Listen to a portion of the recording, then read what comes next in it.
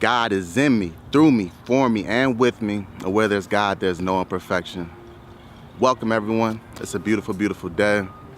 I was really planning on starting the day off amazing, superb. I had it in my mind. Something told me last night. I said, you know what? Set your alarm for 5:30 in the morning. Wake up early, get a workout in, be done, be back by 7:30, make breakfast, be done with everything, all that by 8, and have the whole day to just create, do everything that you set yourself out to do that day. But start early. And what happened was I woke up, pressed snooze one time, pressed snooze twice. I started really contemplating, like, is it that necessary to wake up at 5:30, or are you just doing the most? I started analyzing it. Logic started getting in the way, and I ended up staying in bed for another 2 hours. Didn't get my workout in until after I made breakfast, about 10:30. Now I'm out here doing what I wanted to get done a lot earlier, and it's, I think, like 1, 2 o'clock. And that happens sometimes, and we always are going through this battle, this sort of mental battle between, what our intuition is telling us to do and, what our body's telling us to do. Like our heart is telling us to do something, we know that we feel we need to do something, our mind is telling us to do something else. Or, whatever you want to call it, higher self, lower self, spirit, ego. We're constantly going through this battle, and, one of the things I learned along my life, along my journey that has helped me out, is to understand that the intuition side is 10 out of 10 times, for me at least, I mean, y'all can speak for yourself, but I've realized that the intuition has been right almost 100% of the time. And it's because the intuition is connected with source. Intuition is connected with your spirit, your higher self that knows and sees the bigger picture. I believe in the idea of reincarnation. You don't have to believe it. But for me, I truly believe that, we have lived multiple lives. Our spirit has lived multiple lives, and we continue to, come to this plane, to this density, to this frequency in order to grow, in order to learn a particular lesson, in order for us to get closer and closer and closer to source. And so our intuition is truly knows way more than, what we have learned here on this earth and what our ego can tell us to do. And so, when it comes down to waking up in the morning, my intuition is telling me, yeah, because it understands, like, this is something that I have goals in mind, and it knows, like, the best possible way to get those goals. And sometimes this pops up in your mind, and a lot of times that's your intuition talking.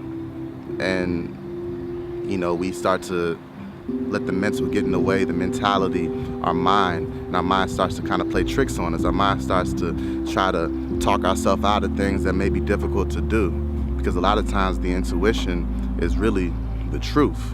And many times we don't want to hear the truth because the truth is difficult sometimes. And, we do certain things like maybe just drink alcohol to kind of numb the noise out. May take painkillers, if it's something that we want to drown out. There's a lot of different things that people do in order to drown that noise, that inner self, that inner noise that's telling you, no, this isn't what you're supposed to be doing. When your body, your ego, your belly's telling you, no, I need to eat all this food. I need to eat this food right now. Like, I can't survive without this food right now. In our spirit, if you've developed a relationship with it, will let you know exactly that you're not supposed to eat that In-N-Out burger, no matter how hungry you are. And this is something I go through. As you can see, like, I'll be hungry, and I'll have all the groceries at home, vegetables, organic brown rice, all these plant-based items. But it takes a good 40 minutes to make, and I'm starving. You know what I mean? I'm starving. And I ride past an In-N-Out burger, and you really gotta, your mind and your body and all that is wanting something, but you understand deep down inside what you're really supposed to do because your intuition's talking to you. And it is that part of you that is connected to all and understands the connectedness to everything, anything and everything. You know, whenever I say God is in me, through me, for me, and with me, and where there's God, there's no imperfection, I'm truly speaking of the fact that we are embodied with that God source. All of us, we're embodied with that God source. It's in us, it's through us, it's for us, and it's with us wherever we go. And all we need to do is listen to it. If you're sitting at a concert or standing at a concert, and it's a rock and roll concert, say it's outdoors, right next door, there's a house with an alley next to it, and someone is just in a bad position and they're getting jumped or taken advantage of or something like that's not supposed to be happening in the alley, and it's screaming for your help.